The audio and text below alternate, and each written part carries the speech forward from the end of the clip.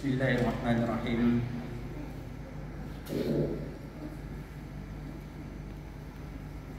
Assalamualaikum warahmatullahi wabarakatuh.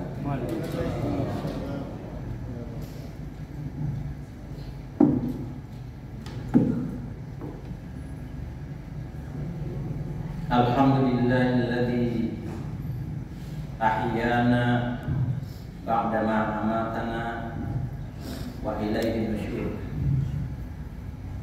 Asyhadu an la ilaha illallah wahdahu la syarika lah wa asyhadu anna Muhammadan abduhu wa rasuluh.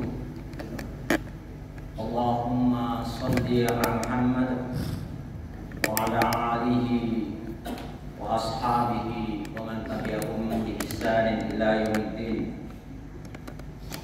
Wa ba'd. Alhamdulillah, kita bersyukur pada Allah Subhanahu wa taala bisa menghadiri salat subuh secara berjamaah, di mana salah satu salat yang paling berat dilakukan oleh orang-orang munafik itulah adalah salat subuh. Sebagaimana sabda Rasulullah SAW, afdalas salat minal munafiqina salatul isya'i was subhi. Salat yang paling berat dilakukan oleh orang-orang munafik adalah salat isya dan salat subuh. Alhamdulillah, kita terhindar dari hal tersebut karena kehadiran kita di Masjid Al-Mukhlisin ini. Kemudian salat subuh itu disaksikan oleh para malaikat yang aplosan malam dan siang harinya. Dan yang paling penting adalah alhamdulillah kita telah melaksanakan sebelum salat subuh 2 rakaat, mana pahalanya lebih baik daripada dunia beserta isinya. Rakaat ini qabla subhi khairun minad dunya wa ma fiha. 2 rakaat sebelum salat subuh itu lebih baik daripada dunia beserta isinya. Alhamdulillah, itu pun semua kita tegakkan dan kita laksanakan bersama. Salawat dan taslim kepada junjungan kita Nabi Muhammad SAW, Nabi teladan kita sebagai uswatun hasanah dalam setiap langkah aktivitas kita, baik dalam urusan ibadah maupun dalam urusan muamalah. Jemaah subuh yang berbahagia, di dalam Al-Quran ada beberapa kalimat atau kata itu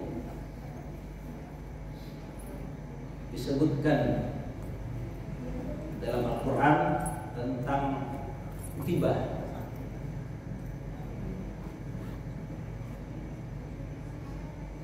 Tiba ada beberapa ayat, termasuk diantaranya kita semuanya kenal dan hafal, sampai anak kecil juga tahu.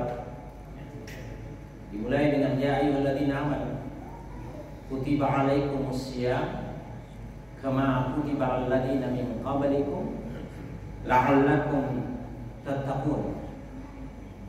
Wahai orang-orang yang beriman, telah diwajibkan atas kalian untuk berpuasa sebagaimana diwajibkannya orang-orang yang terdahulu sebelum kalian. Di surah yang sama, surah Al-Baqarah, ya ayyuhalladzina amanu kutiba alaikumul qisas.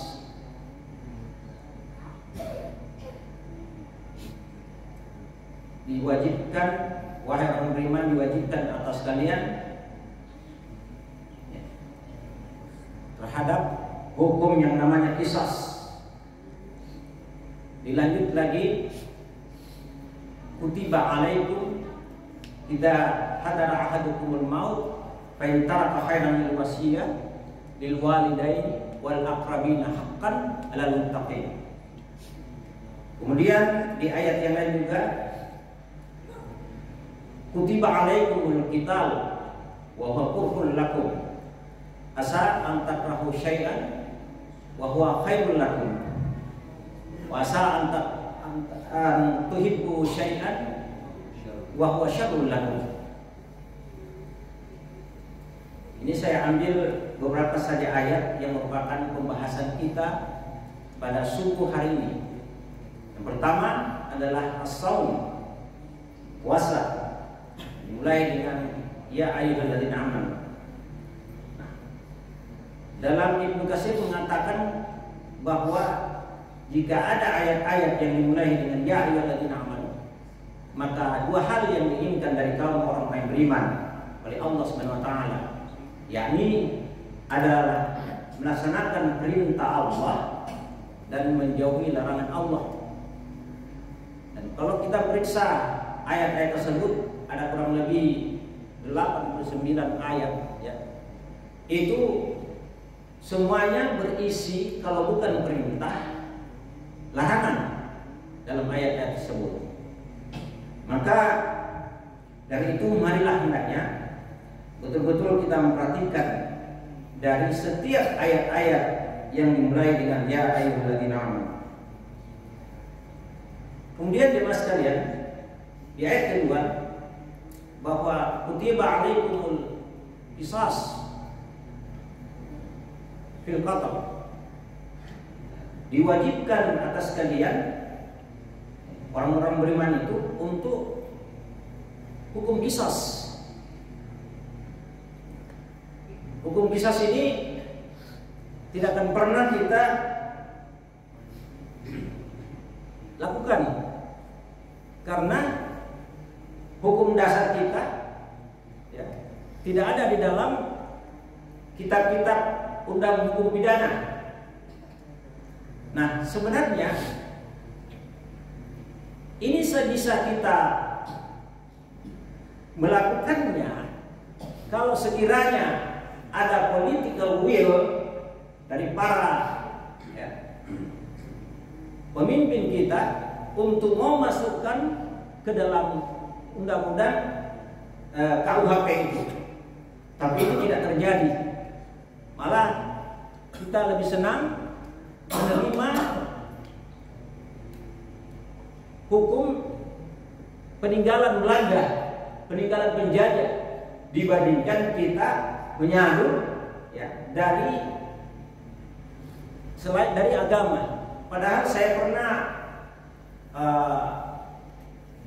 waktu saya kuliah di IAIN itu ada kuliah umum pengantar ilmu hukum. Nah, dijelaskan di situ bahwa salah satu sumber pengambilan hukum boleh lewat agama selain dari yang lainnya. Nah, ternyata para ya terutama orang-orang yang pembuat kebijakan di dewan sana ini tidak pernah diperhatikan, sehingga KUHP peninggalan Belanda ini tidak pernah amandemen ya, tidak pernah diamandemen. Padahal kita boleh mengambil sumbernya hukum ini dari agama. Sekali lagi, ini merupakan tantangan dari umat Islam yang kita ini adalah mayoritas. Kenapa hukumnya dari agama kita tidak bisa masukkan ke dalam hukum nasional kita? Padahal kita ini adalah umat Islam terbesar, 85%. Kemana semua ini? Padahal kehidupan berdemokrasi kita ya, itu memberikan peluang kita untuk membuat kebijakan-kebijakan yang pro kepada Islam, yang pro kepada Islam atau umat Islam. Sampai ada di antara orang-orang yang mengatakan, "Ustaz, ini bukan negara Islam, Haruskah hukum Islam harus berdiri tegak nanti ada negara Islam? Tidak, jemaah sekalian. Negara Kesatuan Republik Indonesia ini, NKRI ini, kita bisa tegakkan hukum agama karena sudah ada dasarnya. Tetapi bagaimana dengan political mereka sebagai pemimpin-pemimpin ini? Inilah yang mestinya dipertanyakan. Maka dari itu jemaah sekalian, kita sudah lewati ini pemilihan ini. Lagi-lagi saya tidak yakin pilihan kita itu mau memperjuangkan. Saya tidak yakin mau memperjuangkan undang-undang mengamandemen undang-undang peninggalan Belanda ini, menyandungkan dari berbagai sumber hukum selain bisa lihat agama, mungkin lewat adat kebiasaan, itu disandu semuanya menjadi hukum nasional kita. Ini menjadi hal yang pokok untuk kita cermati bersama. Itu. Kemudian jemaah sekalian, di ayat yang saya bacakan tadi juga, kutiba alaikum idza hadara ahadakumul maut in taraka khairan wasiyah lil walidaini wal aqrabina haqqan 'alal muttaqin. Jika di antara kalian ada sudah tanda-tanda kematian, ya, yang sudah dekat kepada kita, maka hendaknya lah kita berwasiat kepada kedua orang tua atau karib kerabat, berwasiat tentang urusan harta ini, harta yang akan kita tinggalkan, bagaimana pembagiannya, dibagi kepada ahli warisnya. Ini adalah kewajiban haqqan 'alal muttaqin, kewajiban bagi orang-orang yang bertakwa. Sebab kenapa jemaah sekalian? Kalau belum kita berwasiat untuk membagi ini, lantas kita meninggal, ya ini menjadi huru-hara di dalam keluarga, bisa menjadi pertengkaran, bahkan ada yang urusan harta warisan ini saling bunuh-membunuh. Maka dari itu ini penting sekali untuk kita laksanakan bersama. Terakhir, kutiba alaikum qital wa huwa kurhul lakum. Diwajibkan kalian untuk berperang. Nah, orang tua kita terdahulu, pendahulu kita, untuk memperjuangkan kemerdekaan ini, melawan penjajah, mereka ya melakukan peperangan yang dahsyat, sehingga alhamdulillah sekarang kita nikmati dari buah tangan-tangan mereka, sehingga kita bisa merdeka dengan melaksanakan peperangan ini. Mudah-mudahan ini terus ke depannya kita tidak ada lagi perang fisik, tetapi perang gagasan, perang ide, yang mana ini wajiblah umat Islam memperjuangkannya untuk tegaknya kalimat la ilaha illallah di permukaan bumi ini, dengan berusaha untuk memperjuangkannya. Tapi sekali lagi kita masing-masinglah berjuang di sesuai dengan kemampuan kita, sesuai dengan profesi kita, bagaimana kita menjayakan Islam ini dengan berjamaah insya Allah. Terutama ini sebuah perjuangan yang paling penting ini menegakkan salat berjamaah. Ya, salat jamaah itu oleh beberapa ulama mengatakan sesuai dengan Al-Quran di dalam surah As-Saff itu, innallaha yuhibbul ladzina yuqatiluna fi sabilihi saffan ka'annahum bunyanun marsus. Orang-orang yang melaksanakan ibadah salat ini, apalagi salat subuh ini seakan-akan ini Allah cinta, sesungguhnya Allah cinta ini. Ini berjuang di jalan Allah, berjuang di jalan Allah. Itu dalam bersaf-saf. Kita ini dalam bersaf-saf, seakan-akan kita juga berjuang di jalan Allah dalam bersaf, susun barisan yang rapi, yang kokoh. Itu Allah cinta dengan itu semuanya. Mudah-mudahan ini semua menjadi bahagian dari kehidupan kita.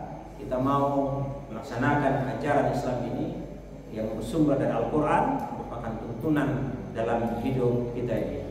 Waktu yang terbatas, subhanakallahumma bihamdik, Asyhadu an la ilaha illa anta astaghfiruka wa atubu ilaik.